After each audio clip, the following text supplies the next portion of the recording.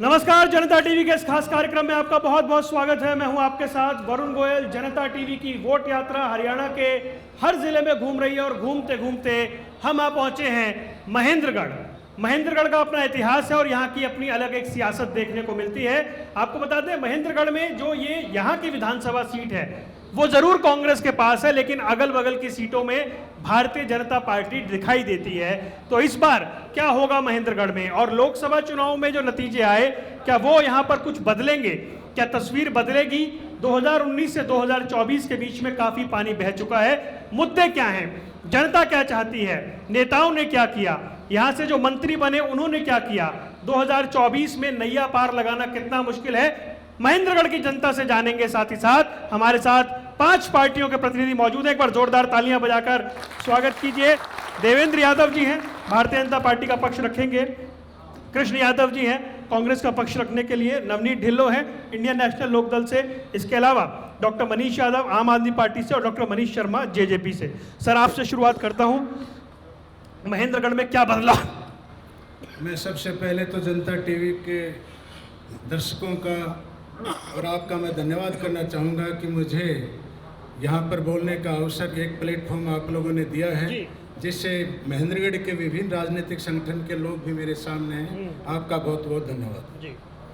हमने 14 में जब हमारी सरकार बनी तब से लेकर के आज तक महेंद्रगढ़ में चौमुखी विकास हुए हैं। चाहे बिजली का क्षेत्र हो, चाहे पानी का क्षेत्र हो, चाहे सिंचाई का क्षेत्र हो, चाहे स्वास्थ्य का क्षेत्र हो, चाहे पशु स्वास्थ्य का क्षेत्र हो, चाहे सड़कों का क्षेत्र हो, चाहे पर्यटन का क्षेत्र हो, चाहे किसानों का एमएसपी का क्षेत्र हो, चाहे किसानों को पानी देने की बात हो, चाहे किसानों का जो सम्मान निधि देने की बात हो।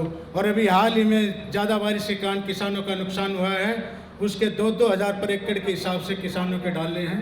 और गाँव का विकास शहरों की तर्ज पर करोड़ों करोड़ों रुपए दिए गए हैं। ये मैं कहना चाहता हूं। इतना कुछ किया है सर, यहाँ की सड़कें भी ठीक करवा दीजिए, लोग बहुत शिकायत कर रहे हैं। सड़कें नगर की बात कर रहे हैं तो ठीक बात है आपकी, अदरवाइज गांव की सड़कें हैं, गांव के वो बहुत सारी नई सड़कें बनी हैं। 38 सड़कें एक साथ मार्केट कमेटी की महेंद्रगढ़ में बनी हैं। मैंने अपने 51 साल के कालखंड में पहली बार ये सा देखा है कि एक साथ 38 सड़कें बनी हों। और 152 डी देख लीजिए, 148 बी देख लीजिए। आज नारनौल जाते हैं तो 15 मिनट में नारनौल पहुंच जाते हैं, चंडीगढ़ जाते हैं तो 3 घंटे में चंडीगढ़ पहुंच जाते हैं। तो सड़कों के मामले में हमारी सरकार ने बहुत इतिहास। सर, ये तो बता रहे हैं विकास की बयार बह रही है यहाँ तो जिला महेंद्रगढ़ में। सर, आपका बहुत बहुत धन्यवाद गोयल साहब। आप पत्रकार बंधु, आपसे तो अपरिचित कोई आदमी है ही नहीं क्षेत्र से। क्योंकि रही बात हमारे साथी भाई देवेंद्र जी जो बीजेपी की तरफ से आज मनोनीत होकर के आए हैं, कहा कि हमने डेवलपमेंट की है। महेंद्रगढ़ के अंदर नगर पालिका का चुनाव सिंबल पे हुआ, बीजेपी का यहाँ पर चेयरमैन बना। 15 दिन पहले पूरी नगर पालिका आंदोलन पर उतर गई, भूख हड़ताल तक की।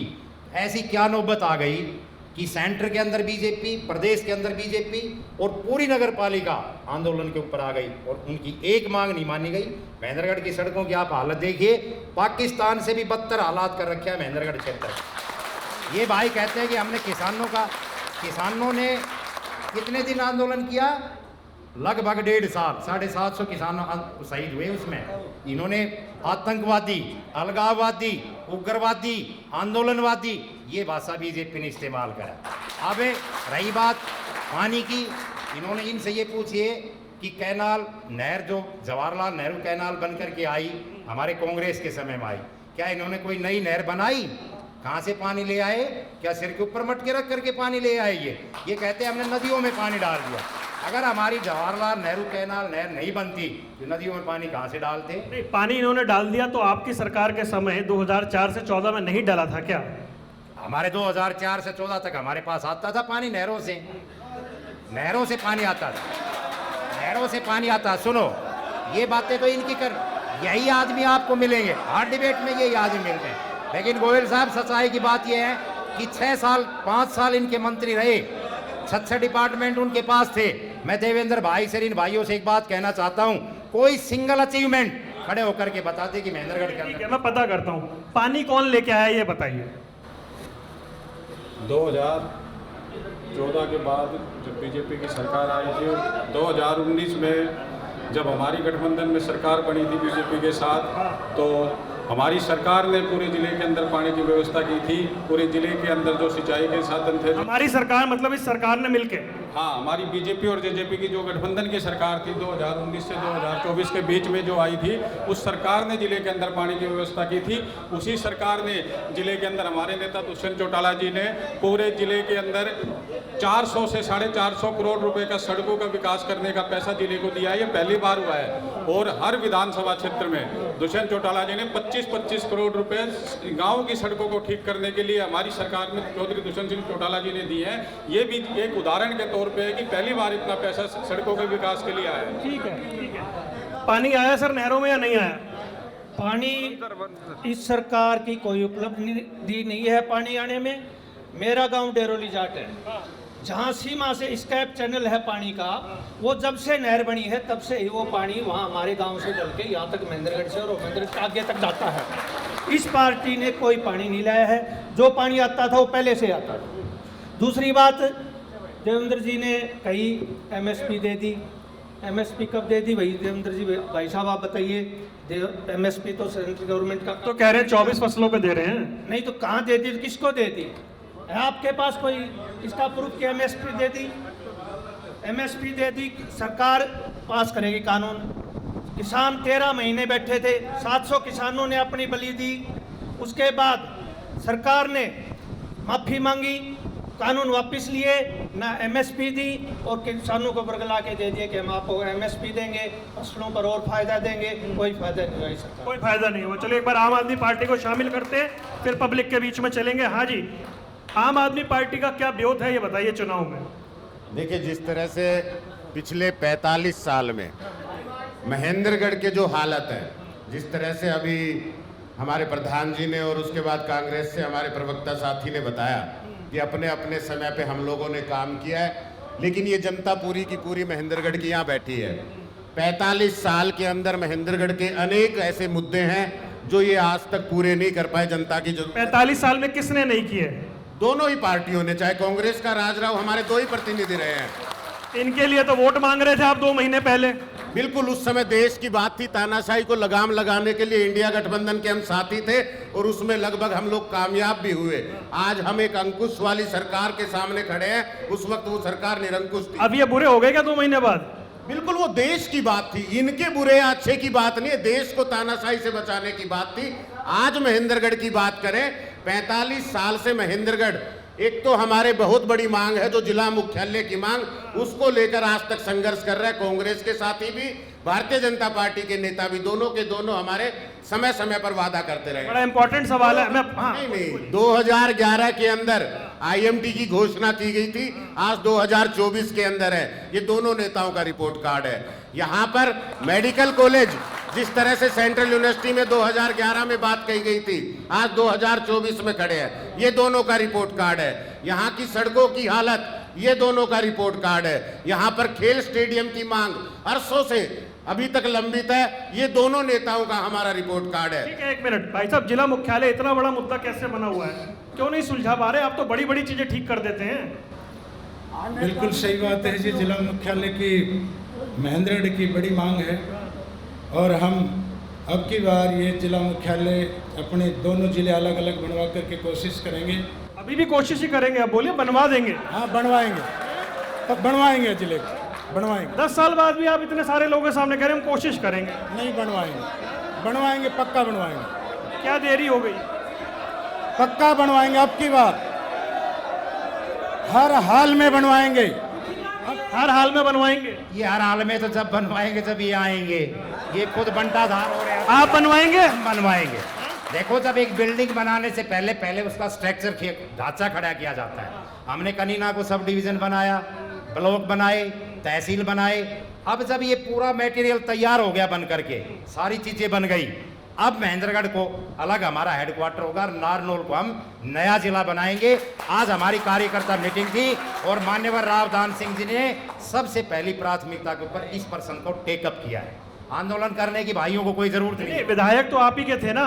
देखो विधायक थे लेकिन सत्ता हमारी नहीं थी। विधायक हम कांग्रेस के थे, सत्ता ये थे। 10 साल हम रहे, 10 साल हम रहे। हमने सब डिवीजन बनाए, ब्लॉक बनाए। बिल्डिंग सीधी नहीं खड़ी हो जाती है। बिल्डिंग पहले बनाने से पहले पिलर खड़े करने पड़ते हैं। एक मिनट, ऐसे नहीं, ऐसे नहीं, ऐसे नहीं, ऐसे नहीं भाई साहब, नहीं नहीं, एक एक करके, एक एक करके। हाँ जी, नाम बोलिए। सबसे पहले तो मैं सुनील रिवासा हूँ, आपका चैनल का धन्यवाद करता हूँ, सभी टीम का। बीजेपी ने तो बना दियो दान से ईडी ठोक दियो तो भाग्यो ना था वही और अन्न की हालत खराब होगी। अगर सच मायने में महेंद्रगढ़ का विकास होगा, बदलाव होगा तो डॉक्टर चोरो मनीष करेगा। तीसरा हाँ जी, मुद्दा बताइए, सबसे बड़ा मुद्दा क्या है यहाँ का जो समाधान नहीं हुआ अभी तक? यहाँ बेरोजगारी, महंगाई, सड़कों की हालत और बहुत सारी चीज़ें ऐसी हैं जो इस 10 साल में पिछड़ेपन को शिकारी हमारी। बेरोजगारी में तो वो कहते हैं बिना पर्ची बिना खर्ची। बकवास बातें हैं, कोई बिना पर्ची बिना खर्ची नहीं है। आप जाकर देखिए, आप जाकर देखिए बड़े बड़े संस्थानों में किस तरीके से नौकरियां दी जा रही है। तहसीलदार के ऑफिस में जाकर देखिए, किसी भी कलेक्टर से बात करके देखिए। हाँ जी, बाबू जी बोलिए, नाम बताओ। ये बिना पर्ची बिना खर्ची की जो बीजेपी बात कर रही है बिल्कुल सरासर से झूठ है। यहाँ इनकी जितनी भी वैकेंसियाँ निकली है, पेपर लीक हुए हैं और लोगों का लाखों रुपए हर काम में। नाम बताओ। ऐसा है जी, महेंद्रगढ़ में जिला मुख्यालय लाएगी तो आप पार्टी लाएगी, ना तो कांग्रेस लाएगी। कांग्रेस वाले कह रहे हम लाएंगे, बीजेपी वाले कह रहे हम लाएंगे। बिल्कुल झूठ कहते हैं। 10 साल इससे पीछे कांग्रेस की थी, सेंटर में भी राज्य में भी, क्यों नहीं लाए?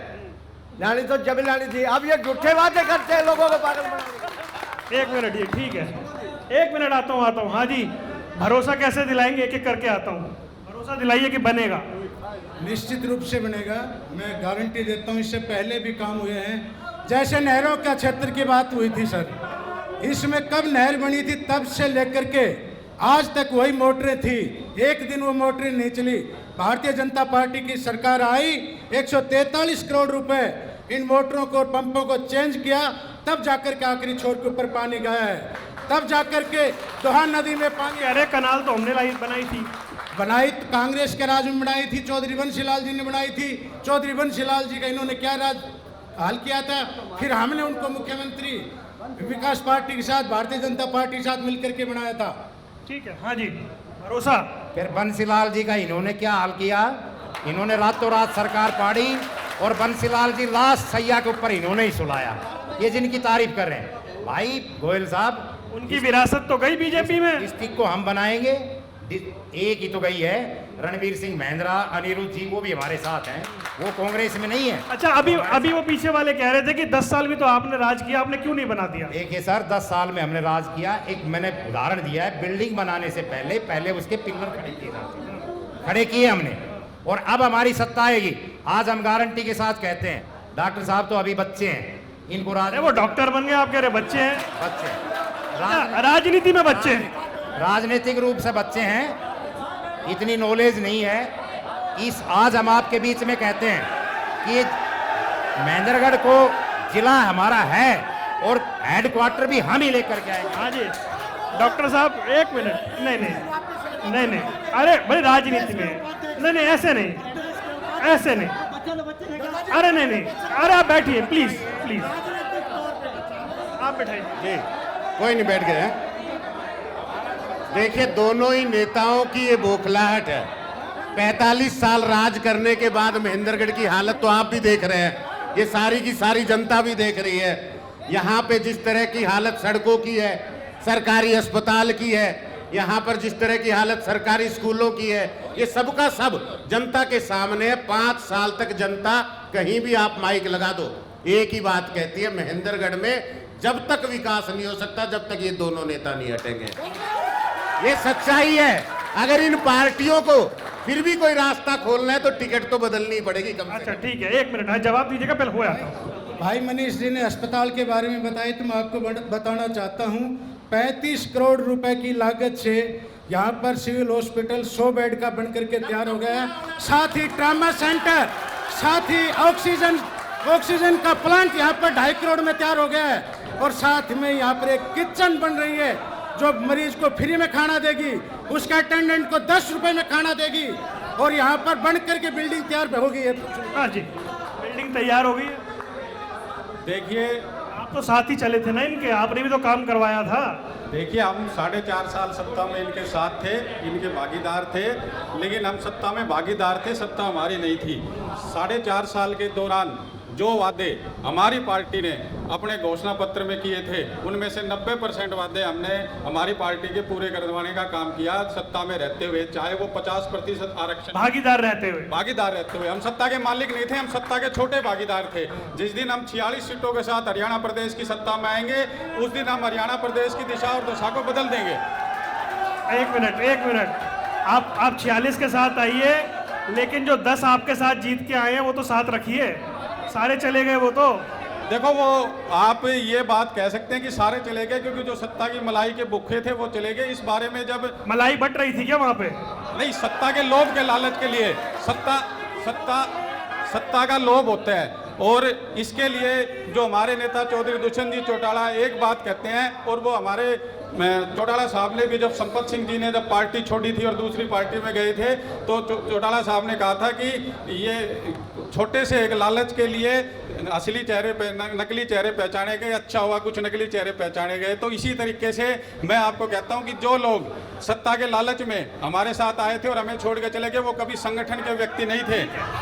ये सत्ता में भागीदार थे, इन्होंने खूब काम कराया।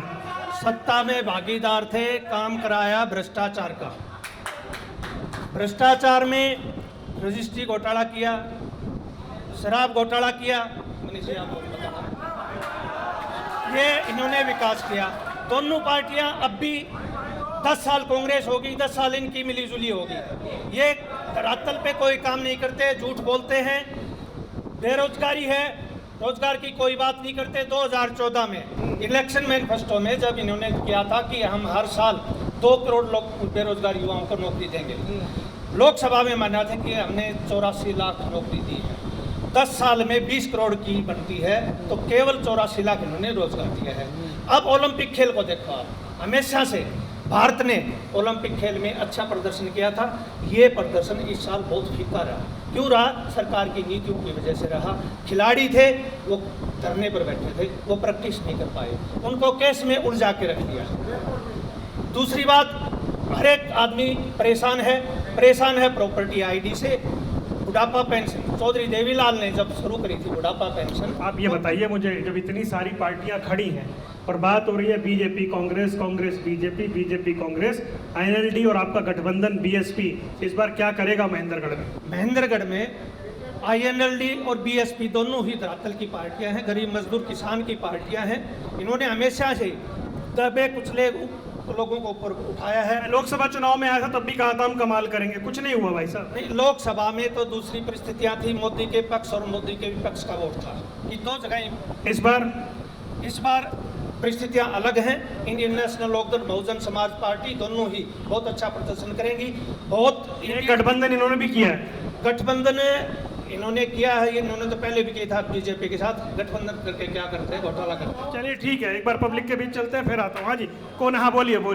मैं ये कह रहा हूँ जी, बीजेपी पार्टी ने व्यवस्था परिवर्तन किया है। पहले सारी लूट खसूट की राजनीतिक थी, सब आपापंथी भाई भतीजावाद था। इन्होंने निष्पक्ष काम किया है, निष्पक्ष भर्ती करी है, कोई पर्ची खर्ची का सवाल नहीं है। और हम तो एक बात और बताऊं जी, आपने मेरी 70 साल की उम्र होगी, मैंने 70 साल में रोड नहीं देखा था, सिंगल भी। हमारा खेत का सारा रोड जाए दादरी रोड हमारा खेत का सारा जाए से तुम चोड़ो हुआ कर तो, और आज 1 वे डबल रोड बन रहा है। बीजेपी पार्टी ने रोड और कैश करा क्या नहीं, मोदी जी ने सब कुछ किया है। मोदी जी, सबसे पहले आपका धन्यवाद करता हूं। आज 10 साल पहले दक्षिण हरियाणा में एक भी नौकरी थी, नौकरी मिलती थी गांधी पैसे से, गांधी वाले पैसे से। और आज हर घर में जिसका नौकरी लगता है वो किसी घर वाले से पता करो, आगे उसका घर पे बिना पैसे नौकरी मिलती है। और रोड की बात कर रहे हैं, रोड की बीजेपी सरकार ने 10 कौन कहता नहीं है। एक मिनट बैठ जाइए, आपस में मत लड़िए भाई। मेरा हेलो सवाल जनता टीवी के दर्शकों को नमस्कार। मेरा सवाल है कांग्रेस प्रवक्ता से। ये कह रहे हैं कि नगर पालिका का चेयरमैन बीजेपी का है, वो धरने पे बैठे। सही बात, बिल्कुल वो धरने पे बैठे। इन विपक्ष के शांत एमएलए होते हुए रावदान सिंह जी पूरे 5 साल में विपक्ष की भूमिका वो क्यों नहीं निभा पाए? ये काम तो उनका था। सरकारें काम नहीं करती विपक्ष का, तो वो धरने पे वो क्यों नहीं बैठे? ये बीजेपी है बहुत झूठी पार्टी और खाज की है इसके बीमारी। ठीक है भाई, एक सवाल आपसे, फिर एक सवाल आपसे। विधायक खुद धरने पर क्यों नहीं बैठ गए काम करवाने के लिए? गोयल साहब, समय समय के ऊपर कांग्रेस पार्टी ने आंदोलन किए हैं, जन आक्रोश प्रदर्शन किया है, ये तो कुछ भी कह सकते हैं। जब महंगाई बढ़ाई है तब भी हमने किए हैं। हमने तो यहाँ तक भी किया है कि हमने सांकेतिक धरना, रेल रोकने का भी हमने किया है। रही बात, ये कहते हैं कि रोड की, जो रिवासा, ये जो नारनौल से दादरी तक का रोड बन गया, अरे 6 साल इनका मंत्री रह गया, 5 साल तक रामविलास शर्मा जी, और दादरी से आके और महेंद्र का नारनौल तक एक रोड की रोड ही नहीं निकले जी।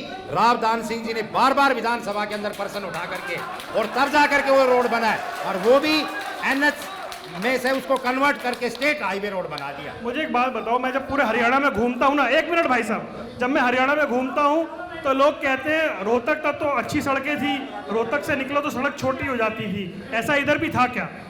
ऐसा करनाल के मुख्यमंत्री रहे खट्टर साहब। अब करनाल की हालत देखिए आप जा करके, चमका रखा करनाल को। भाई सीएम सिटी के नाम से तो देखो सीएम साहब अपने क्षेत्र के अंदर तो काम करते हैं। बाकी सुनो, ये कहते हैं कि रोड की बात, 3000 करोड़ की सेंट्रल यूनिवर्सिटी कांग्रेस पार्टी लेकर के आई महेंद्रगढ़ में, 7500 करोड़ रुपए का बिजली पैदा करने का कारखाना बिहार के अंदर आप जा करके देख सकते हैं। 1470 मेगावाट बिजली हमने लैंड करवाई कांग्रेस पार्टी। ठीक है, इन्होंने बहुत काम करवाए।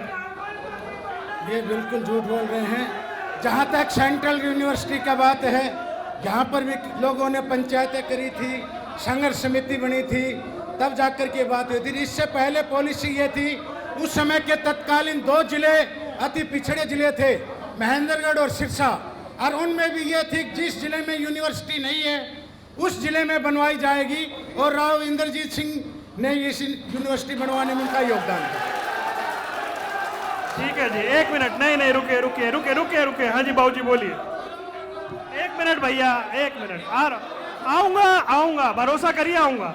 अरे आ रहा हूँ भाई, 1 मिनट। आपका धन्यवाद। मैं सभी पार्टियों से मैं पूछना चाहता हूं कि महेंद्रगढ़ जनसंघ कब बनेगा, महेंद्रगढ़ का बाईपास कब बनेगा और सब डिपो कब चालू होगा? धन्यवाद। ठीक है जी, अभी जवाब लेता हूँ। मैं देवेंद्र प्रधान जी का बहुत बहुत धन्यवाद करता हूं। 2014 से 19 HSC सदस्य के रूप में उनका अच्छा कार्यकाल रहा। देवेंद्र जी, मैं आपसे एक प्रश्न करता हूं। 2019 में कॉमन इलिजिबल टेस्ट लिया था इस भारतीय जनता पार्टी आपकी सरकार ने। उस कॉमन इलिजिबल टेस्ट पर हरियाणा का एक नौजवान अब तक भर्ती नहीं हुआ है। जो भर्ती हुआ है कोर्ट के द्वारा वो हटाए गए। और सुनो भाई, 13,486 टीजीटी के, मेरे साथी बैठे होंगे टीजीटी के अध्यापक भी यहाँ रिटायरमेंट हो चुके हैं। आपने केवल 7,000 बच्चों को इस 10 साल में टीजीटी के ऊपर लगाया। 19 से लेकर 24 एक भी बच्चा क्यों नहीं लगा? हाँ जी, जवाब लेते, आ रहा हूँ जी, सारे जवाब लूंगा मैं देवेंद्र प्रधान जी से एक बात पूछना चाहता हूँ। गांव रिवासा में सरकारी हॉस्पिटल पशुओं का खोला था 2014 में, 24 आएगी जी, क्वाड पड़ेगा, वो कब पड़ेगा? हाँ जी, हटिए भाई, हटिए। नाम बोलिए अपना। मेरा नाम जय सिंह है और मैं गांव खुडाना से हूँ। IMT की घोषणा की थी इनके। वो सवाल है मेरे पास, IMT वाला है। तो ऐसा पहली बार हुआ है इंडिया के अंदर कि कोई सीएम उसका उद्घाटन करे और वो नहीं बनी। ठीक है, पूछ लेते हैं। हाँ जी बताइए। अरे भाई साहब रुको, फिर आऊंगा यार, फिर आऊंगा। इतने सारे सवाल जवाब तो ले लूं मैं। रुकिए भाई साहब, IMT नहीं बनी, पशु अस्पताल नहीं बना, रिजल्ट नहीं आया। देखिए, रिवासा में रीजनल सेंटर है, वो चालू है। कौन कहता है कि नहीं बना है? रीजनल सेंटर चालू नहीं, रीजनल सेंटर पंचायत घर में चालू है ना, रीजनल सेंटर चालू है कि नहीं है? हाँ, वो आपकी बात, रीजनल सेंटर चालू है जी। जहाँ तक भाई की बात थी IMT की बात, तो IMT की बात मैं बता दूं जी। IMT प्रोफेसर रामविलास शर्मा जी ने इसकी ओपनिंग करवाई थी, ये सही बात है। उसके बाद में उस बंदे ने 27 बार मुख्यमंत्री से मिलकर IMT का कार्य चालू करवाने का प्रयास किया और वो चालू है आज की डेट में, और आईएमटी का काम इस समय चल रहा है, ये सत्य है। आईएमटी चालू है, चालू हो जाएगी क्या है? का कार्य चालू है और कब तक पूरा हो जाएगा? ग्राम पंचायत से आप लोग पूछ सकते हैं सर, आईएमटी का काम चालू है। भाई साहब आपस में उलझिए मत, ऐसे मत करिए, कार्यक्रम जाने दीजिए। आपके सवाल ही पूछ रहे हैं, अच्छे सवाल पूछ रहे हैं, ऐसे मत करिए और अपनी कुर्सी से मत खड़े होइए बार बार। देखो सरेआम झूठ बोल रहे हैं प्रधान जी। ना तो अस्पताल बन के तैयार हुआ है, आज तक उसकी बिल्डिंग में पशु चिकित्सालय चालू नहीं हुआ, ना ही तो आईएमटी को रीजनल सेंटर, वही रीजनल सेंटर की बात कर रहा हूं कि वहां पर आज तक जो बिल्डिंग प्रस्तावित है, जो इंफ्रास्ट्रक्चर उसके लिए तैयार किया जा रहा है, उसके अंदर कोई शुरुआत नहीं, वो बिल्कुल बीच में रुका पड़ा है और धीरे धीरे कंडेम हो रहा है, सारा जनता का पैसा खराब हो रहा है। दूसरी बात, ये जो कह रहे हैं आईएमटी को लेकर, कह रहे हैं कि काम चल रहा है, थोड़ी तो शर्म करनी पड़ेगी प्रधान जी। काम चल रहा है क्या? काम चल रहा है क्या? काम चल रहा है क्या? बिल्कुल चल रहा है जी, रास्ते का कार्य चल रहा है, पर रेवेन्यू मैं जाके देखूं, मुझे आधे लोग कह रहे चल रहा है, आधे कह रहे नहीं चल रहा। निश्चित रूप से जो सबसे पहले रास्ते का कार्य है वो चालू है, चल रहा है रास्ते के कार्य। रेवेन्यू ऑफिस में जा सकते हैं, वहां जाकर के आप पता कर सकते हैं। ग्राम पंचायत प्रधान जी आप पार्षद हैं, पीछे आप बढ़िया पोस्ट के ऊपर, आप झूठ मत बोलिए। ऐसा है गोयल साहब, पंचायत ने जमीन को गवर्नमेंट ने टेकअप कर लिया था। 100 करोड़ रुपए पंचायत के फंड में गवर्नमेंट, हरियाणा गवर्नमेंट ने डालने थे, वो पैसे आज तक नहीं डाले इसी इनकी गवर्नमेंट ने। अब वो कैसे माने उसका काम चालू है, लॉलीपॉप दे रहे हैं। विधायक जी ने जोर लगाया, विधायक जी ने जोर लगाया और हम बनाएंगे, हमने घोषणा करवाई थी और आज आपके बीच में गारंटी से कह रहे हैं कांग्रेस की सत्ता आएगी और आईएमटी भी कांग्रेस ही लेकर के। आप देखिए मेरे से गारंटी वाली बात कर रहे हैं। गारंटी हरियाणा आ जाऊंगा दोबारा ना सर। गोयल साहब हमारी गारंटी, हमें बच्चों को रोजगार दिया, हमें पता है कि बेरोजगारी का क्या आलम है। और देखो कांग्रेस से तो किसी प्रकार की उम्मीद नहीं कर सकते, और कृष्ण जी जिस तरह से कह रहे हैं कि हम लोग करेंगे, तो 2011 में घोषणा की थी, 3 साल उस वक्त, 14 में लास्ट 2011 में, 2014 में तो उसको मुख्यमंत्री से करवाया था। गलत बात नहीं, 2014 में हमारी लास्ट रैली थी उद्धव साहब की। सुनो जी, उस समय घोषणा, फिर सत्ता परिवर्तन हो गया। ठीक है, फिर सत्ता परिवर्तन हो गया। भाई साहब आ रहा हूँ, एक एक राउंड तो करने दो, आ रहा हूँ, सबके पास आऊंगा भाई, सबके पास आऊंगा, रुकिए। यहाँ वादे पूरे होने की बात है, आप जिनके सहयोगी रहे बताते हैं कि कितने करोड़ों रुपए यहाँ खर्च किए गए हैं, बड़े बड़े हाईवे यहाँ से टच होके निकल रहे हैं, फिर भी समस्याएं बहुत हैं। बिल्कुल, मैं आपको ये बताना चाह रहा हूँ कि हम सत्ता में सहयोगी थे, 4.5 साल हम गठबंधन में हमने सरकार चलाई, और जहाँ तक सड़कों के विकास की बात है तो सत्ता के अंदर चौधरी दुष्यंत सिंह चौटाला पीडब्ल्यूडी मिनिस्टर थे, और उन्हीं के प्रयासों से दादरी से जो हमारा नारनौल तक का रोड बना है उन्हीं के प्रयासों से बना है। पहले 5 साल हमसे पहले बीजेपी की सरकार थी, लेकिन ये सड़क नहीं बन पाई। दूसरा मैं आपको ये बताता हूँ कि इनकी जो वादे नहीं, मुझे एक बात बताइए, मुझे लोग बताते हैं यहाँ के अस्पताल में बड़ी दिक्कत है, यहाँ वाले में, बगल वाले में एक्सरे की मशीन तक धूल फाँकती है, ऐसा है क्या? बिल्कुल, ये बात जो लोग बता रहे हैं ये बिल्कुल सत्य है। बीजेपी सरकार ने पिछले 10 साल के अंदर, और 5 साल हम सत्ता में उनके साथ थे, उससे पहले जो 5 साल उनकी सरकार थी, उस पीरियड के अंदर बीजेपी सरकार ने किसी भी तरीके का विकास कार्य इस क्षेत्र के लिए नहीं किया। आप फिर भी साथ बैठे रहे इनके? नहीं, हम एक संगठन थे, हमने लोगों से वादे किए थे। 2019 में जब हम चुनाव में आए थे तो हमने हमारे घोषणा पत्र में वादे किए थे, और वो वादे पूरे करने के लिए, और हरियाणा का जो जनमत आया था उस वक्त एक स्थिर सरकार देने के लिए लोगों को हम सत्ता में। आप इन पर दबाव डाल के बहुत करवा सकते थे। नहीं, हमने दबाव डाल के जो वादे हमने किए थे, हमने दबाव डाल के, मैं आपको गोयल साहब एक बात बताना चाहता हूँ, हमने दबाव डाल के 50% आरक्षण का जो हमारी पंचायती राज संस्थाओं में महिलाओं को देने का वादा था वो हमने इन पे दबाव डाल के पूरा किया। 33% आरक्षण जो हमें महिलाओं को राशन डिब्बों में देने का हमने हमारे घोषणा पत्र में वादा किया था, वो हमने इन पे दबाव डाल के पूरा किया। यहाँ के अस्पतालों में समस्या है? अस्पतालों में समस्या है, ना डॉक्टर है ना दवाई है। रेफर करने का सिस्टम ज़रूर है अस्पताल के पास, यहाँ कोई मरीज आता है लिया और रेफर कर दिया, कोई इलाज की सुविधा यहाँ नहीं है। एक युवा ने अभी सवाल उठाया था सीईटी के बारे में। सीईटी ने, सरकार ने हाना करके वो सीईटी की परीक्षा करवाई, उसमें सीईटी की परीक्षा करवाने के बाद कह रहे हैं कि हम 4 गुना बुलाएंगे, कभी कहते हैं 3 गुना बुलाएंगे, कभी कहते हैं 2 गुना बुलाएं, कभी कहते हैं नहीं बुलाएंगे। तो सीईटी की परीक्षा अगर किसी युवा ने पास कर ली तो सभी को मौका देना चाहिए सर।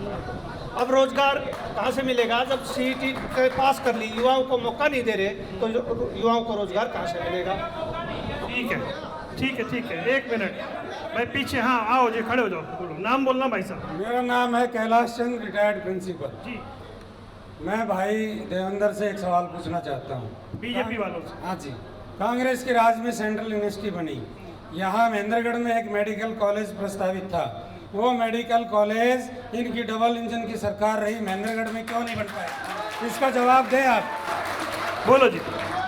मेरा नाम मनीष कौशिक है जी, और मैं किशन कुमार जी से पूछना चाहता हूँ कि 1300 करोड़ रुपए अब रावदान सिंह के ईडी ने जब्त किए हैं, वो कहाँ से आए? इनके बेटे के ऊपर 10,000 करोड़ रुपए का घोटाला है, उसके बारे में बताएं। 2014 से पहले यहाँ भैंस चोरी होती थी, उसके बारे में बताएं।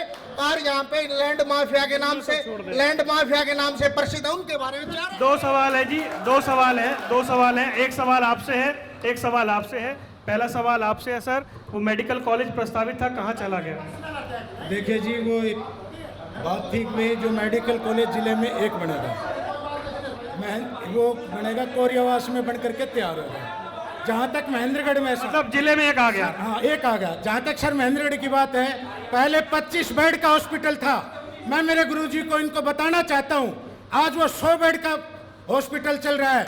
आज 45 डॉक्टर महेंद्रगढ़ में है, सॉरी 27 डॉक्टर महेंद्रगढ़ में है, 45 स्टाफ नर्सिंग है। क्या बोल रहे हो? महेंद्रगढ़ के हॉस्पिटल में कोई सुविधा नहीं है, छोटे मोटे ऑपरेशन के लिए भी रेफर किया जाता है, बाहर जाने के लिए मजबूर रहते हैं। ये मेरा दुर्भाग्य है कि ये मेरे गुरुजी हैं, इनसे मैं पढ़ा हुआ हूँ। आज मेरा गुरुजी और शिष्य से गलत सवाल पूछ रहा, झूठ बोल करके पूछ रहा है।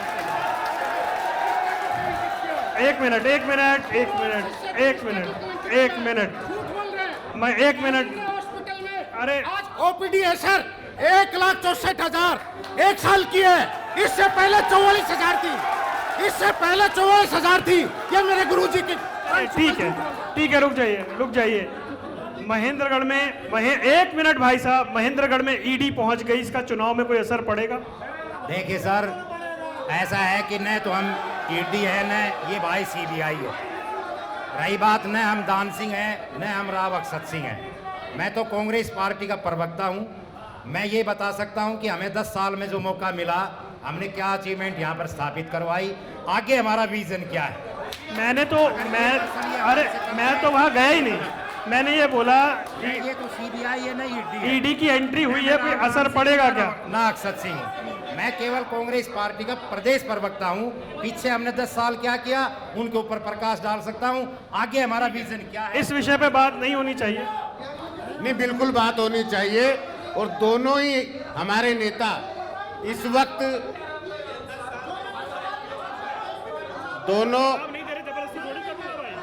बिल्कुल दोनों ही नेताओं पे फिलहाल इस तरह के स्पष्टीकरण का दबाव है। चाहे ईडी के मामले में 1395 करोड़ के घोटाले में रावदान सिंह जी की इन्वेस्टिगेशन चल रही है, और दूसरी तरफ 2014 से 2016 में 4 लाख बच्चों का फर्जी दाखिला दिखाकर पूरे हरियाणा में उनके मिड डे मील का पैसा, उनकी वर्दी का पैसा, उनके ऊपर खर्च होने वाला सारा का सारा वजीफा वो गबन कर लिया गया। उस समय हमारे रामविलास शर्मा जी शिक्षा मंत्री थे, इनको भी जवाब देना चाहिए कि उनके कार्यकाल में 4 लाख बच्चों का फर्जी। एक मिनट, रुक जाइए। अरे रुकिए भाई, पीछे इधर आइए ना भाई साहब, इधर आइए। भाई 3 बार तो पूछा, फिर पूछ लेता हूँ। भैया ईडी का छापा केजरीवाल के पड़ा, मनीष सिसोदिया के पड़ा, दान सिंह के कोई नया पड़े? आप ये बताओ।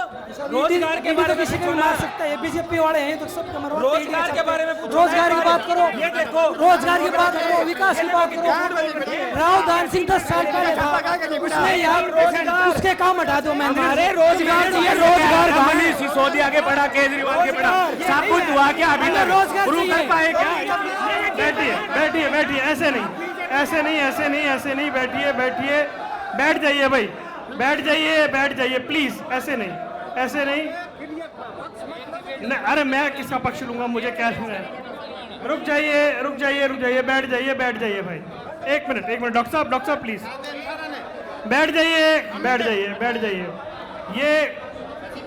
ये जो बात उठी, कोई वजीफे का मामला उठा रहा है, कोई कह रहा है कि जी टाइमिंग देखिए, ईडी तो बीजेपी सबके घर में भेज देती है। देखिए, ईडी स्वतंत्र एजेंसी है, वो ना किसी के कहने से जाती है, उसको जो लगता है वहीं जाती है। ईडी के बारे में तो मुझे ये कहना है। जहाँ तक एक भाई ने, ये सुनील ने एक प्रश्न उठाया था नौकरियों का, तो मैं आप लोगों की उपस्थिति में बताना चाहता हूँ 2014 से पहले नौकरियाँ कैसे मिलती थी। मेरिट के आधार पर नौकरियाँ हमने दी। 1,10,000 बच्चों को रोजगार दिया। 1,10,000 बच्चों को हमने रोजगार दिया। जहाँ तक सीटी, अभी 7500 बच्चे तो टीजीटी पोस्ट के ऊपर हाल ही में लगे हैं और मुख्यमंत्री का धन्यवाद कर करके आए हैं। ये 7500 बच्चे तो अभी हाल ही में लगे हैं। जहाँ तक पुलिस भर्ती का बात है, जहाँ तक पुलिस, ऐसे नहीं भाई, ऐसे मत करिए, शो खराब मत करिए भाई, शो मत खराब करिए। नहीं, ये कोई तरीका नहीं है। बैठिए अपनी जगह पर, अपनी जगह पर बैठिए, अपनी जगह पर बैठिए। एक मिनट भाई साहब, ऐसे नहीं हो पाएगा, प्लीज। आप चाहते हैं मैं बंद कर दूं तो मैं बंद कर दूंगा, मुझे कोई दिक्कत नहीं है। ये कोई तरीका नहीं है, बैठ जाइए। अरुण जी, इनके राज में सेक्शन 4 और नहीं चलेगा सर, ऐसे नहीं चलेगा, बैठ जाइए। जमींदारों की जमीन बैठ जाइए। सेक्शन 4 और 6 के नोटिस देते थे।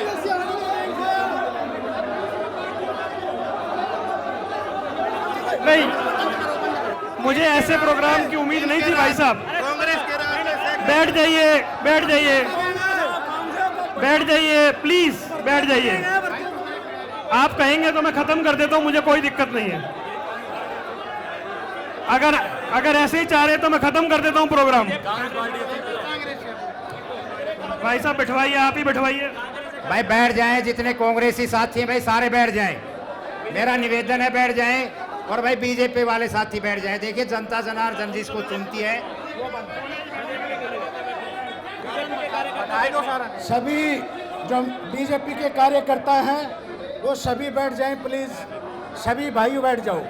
इसके अलावा जो भी भाई हैं वो सभी बैठ जाओ। ठीक है, बैठ जाइए सर, बैठाइए एक बार। देखिए, हमारे सभी साथी बैठ गए हैं और ये बहुत ही जरूरी सवाल है जो बेरोजगारी को लेकर हमारे युवा साथी ने पूछा है, और बार बार प्रधान जी इस सवाल से भागना चाह रहे हैं। मैं कह रहा हूं, इस 5 साल के कार्यकाल में आपने सीईटी परीक्षा कराई, उस सीईटी परीक्षा से कितने लोगों को भर्ती किया?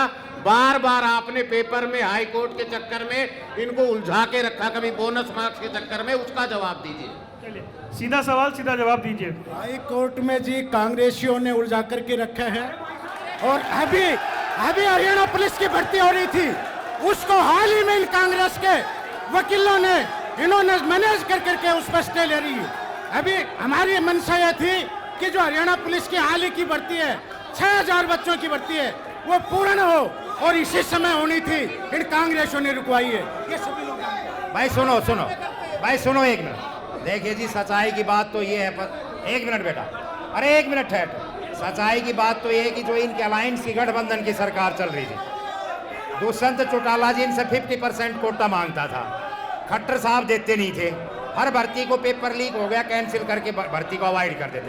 सच्चाई की बात ये, 30 और 35 के बीच में इनके पेपर वो भर्तियां रद्द हुई हैं। इसका सबसे मोटा कारण ये था कि दुष्यंत चौटाला जी खट्टर साहब से कही भाई 50% कोटा देते, वो दे नहीं, भर्ती कैंसिल। अब ये रोजगार कहां से? कहते हैं कि आप लोगों ने रोक लगा। जब दुष्यंत चौटाला जी हटे हैं, तब इन्होंने कहीं जा करके 5-4 हजार भर्तियां। आप ले लूं, दुष्यंत चौटाला पे आरोप लगा रहे हो। देखिए, जो कांग्रेस के प्रवक्ता दुष्यंत चौटाला पे आरोप लगा रहे हैं, वो सरासर निराधार आरोप है। इस तरीके की कोई भी प्रक्रिया, जब ये भर्ती की प्रक्रिया की बातें आती थी, कोटा सिस्टम कोई भी कुछ भी नहीं था। इस सरकार में नौकरियां मिली या नहीं मिली? नौकरियां मिली है सरकार में, ऐसा नहीं है कि नौकरियां नहीं मिली, लेकिन मैं आपको ये बताना चाहता हूँ कि जिस प्रकार के वादे बीजेपी ने सत्ता में आने के लिए किए थे, उन वादों को उन्होंने नहीं निभाया। उस लेवल पे, उस रेशो में नौकरियां युवाओं को नहीं मिली। मैं इस चीज़ को मैं स्वीकार करता हूं कि बीजेपी ने जो अपने वादे किए थे, बीजेपी ने वादे किए थे, नौकरियां दिया नहीं थी, साफ साफ बताइए ना। बीजेपी ने जो वादे किए थे उन्हें नहीं निभाया। नौकरियां? हाँ, नौकरियां बीजेपी ने उतनी नहीं दी जितनी इन्होंने वादे। कितनी दी? उन्होंने अपने वादे से आधी भी नौकरियां लोगों को नहीं। बिना पर्ची बिना खर्ची दी? नौकरियां बिना पर्ची बिना खर्ची दी। मैं इस चीज का समर्थन करता हूं। मैं आपको ये बताना चाहता हूं रोहित साहब, मैं आपको ये बताना चाहता हूं कि 2014 से पहले भी हमारे जो इस क्षेत्र के युवा थे वो उतने ही प्रतिभाशाली थे, लेकिन जब भी लिस्ट आती थी तो रोहतक के, सोनीपत के लोग लगते थे। लेकिन उसके बाद हमारे लोगों का, हमारे बच्चों का, हमारे जो युवा साथी उनका डीएनए नहीं बदला, सिर्फ बदली तो एक व्यवस्था बदली, और व्यवस्था में 14 से लेकर 24 तक बिना पर्ची बिना खर्ची नौकरियां मिली है। भैया तो कह रहे हैं व्यवस्था बदल गई। व्यवस्था कोई नहीं बदली, नौकरियां दी ऊंट के मुंह में जीरा, ऊंट के मुंह में जीरा, इतनी नौकरियां दी, और नौकरियां दी दूसरे राज्यों के युवाओं को। अब मुख्यमंत्री जी कह रहे हैं कि मैं मुख्यमंत्री की शपथ बाद में लूंगा, पहले 26,000 नौकरियां दूंगा। तो मुख्यमंत्री जी को क्या पता कि वो बनेंगे आगे मुख्यमंत्री? कैसे कह सकते हैं कि पहले बाद में शपथ लूंगा, पहले नौकरियां दूंगा? इतना वादा तो सारे करते हैं ना। आप भी तो 7,500 रुपए देने की बात कर रहे हो ना बुजुर्गों को। 7,500 नौकरियों की वादा नहीं, बुजुर्गों को पेंशन देते हैं। 100 रुपए जब वादा किया था वो दी कि नहीं दी, वो 3,000 पहुंच गई।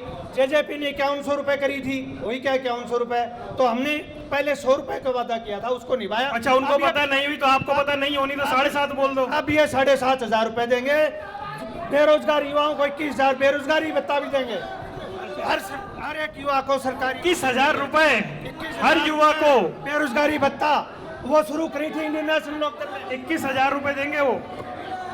देखो, घोषणा तो कोई कुछ भी कर सकता है, जब इनकी सरकार ही नहीं आनी तो उन घोषणाओं का तो कोई फायदा ही नहीं है। दूसरा, मैं आपको एक चीज़ और बताना चाहता हूँ कि ये मेरे जो साथी हैं, इन्होंने ये कहा है कि हमने 5100 रुपये पेंशन की घोषणा की थी, लेकिन मैं आपको ये बता रहा हूँ कि हरियाणा ऐसा प्रदेश है जहाँ पिछले 4 साल में 1,000 रुपये पेंशन बढ़ी है। बीजेपी की तो 16 प्रदेशों में और भी सरकारें थी, वहाँ भी 150 से 200 रुपये, 250 रुपये से ज़्यादा पेंशन नहीं बढ़ी। हमारे प्रयासों से ही हरियाणा प्रदेश के अंदर 2,000 से 3,000 की पेंशन, उनके प्रयासों से 3,000 हो गई, क्रेडिट उनको जा रहा है। देखिए, ऐसा कुछ भी नहीं है, ये दोनों मिलजुल करके थी जी, प्रयास तो दोनों पार्टियों का। 7.5 कह रहे हैं, वो तो उनको तो देना तो है नहीं, वो आने नहीं सकता। ये 6 कह रहे हैं, 6 कह रहे हो ना? यही हाल इनका है। 6,000 ये आ जाएंगे सत्ता में। आप बताओ। मतलब ही नहीं।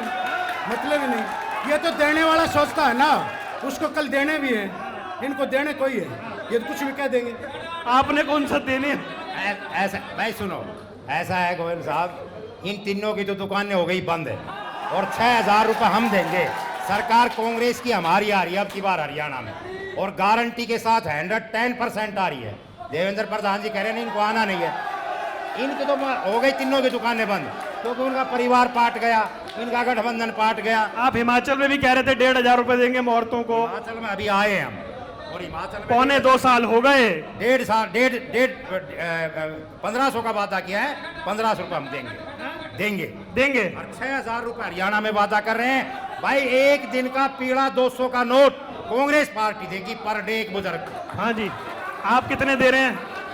ये 6,000 दे रहा है, कोई 7,500 दे रहा है, कोई 5,000 दे रहा है, आप क्या दे रहे हो? देखिए, आम आदमी पार्टी ने 5 गारंटियां दी है जनता को, और सबसे बड़ी गारंटी वही है जो मेरे युवा साथी ने सवाल उठाया, हर युवा को रोजगार देने की गारंटी है। और उस जवाब के बारे में बता रहा हूं, दिल्ली और पंजाब में हमने दी है। भगवंत मान जी ने पहले दिन सरकार में शपथ लेने के बाद 25,000 युवाओं को नौकरी दी थी, और 18,000 कच्चे कर्मचारी पक्के किए थे। तो हम देना जानते हैं, सरकार बनते ही बखूबी देंगे।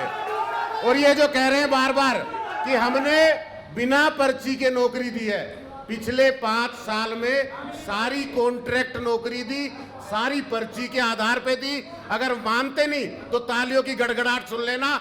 यूनिवर्सिटी के अंदर आरएसएस की कितनी पर्ची चलती है? यूनिवर्सिटी के अंदर आरएसएस की कितनी पर्ची चलती है?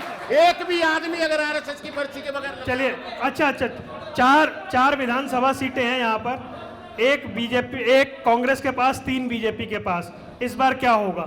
चारों की चारों कांग्रेस की। चारों की चारों कांग्रेस की,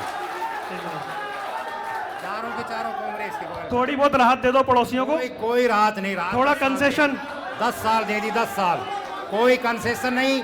चारों की चारों सीट डंके की चोट पर जीतेगी कांग्रेस। 4 सीटें हैं, 3 आपके पास हैं, इस बार कितनी जीत जाएंगे? सर अभी हाल ही में लोकसभा के चुनाव संपन्न हुए हैं, उनमें चारों सीटें भारतीय जनता पार्टी जीतती है।